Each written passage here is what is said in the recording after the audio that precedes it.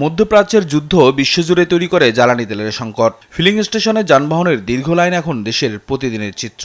ডিজেলের সংকট ঢাকার মশক নিধন অভিযানও বাধাগ্রস্ত করছে। ঢাকার 2 সিটিতেই উড়ন্ত মশা নিধনে যে ফগিং করা হয় তার ওষুধ তৈরিতে উত্তর সিটিতে দরকার হয় প্রায় 3.25 লাখ লিটার ডিজেল, আর দক্ষিণ সিটিতে দরকার 2 লাখ লিটার ডিজেল।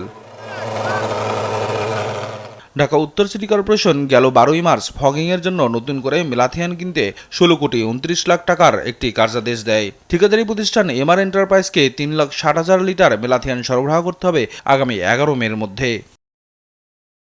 তবে ডিজেল সংকটের কারণে এই ওষুধ সরবরাহ করতে না পারার বিষয়টি লিখিতভাবে জানিয়েছেন ঠিকাদাররা।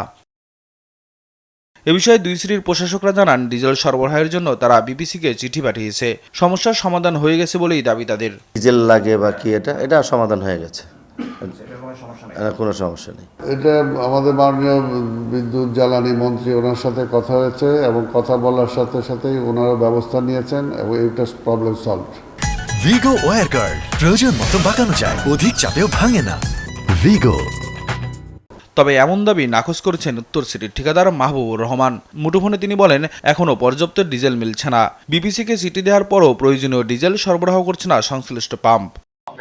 সিটি কর্পোরেশন তারা সর্বোচ্চ চেষ্টা করেছে, তারা এক্সিকিউটিভ অফিসার বিপিসিকে চিঠি দিয়েছে, কিন্তু তারা রেসপন্স করছে না। বলো তাহলে আপনারা যখন পাম্পে যান তখন আসলে তারা কি বলে যে তাদের কাছে কোনো নির্দেশনা আসেনি, এরকম কিছু নাকি?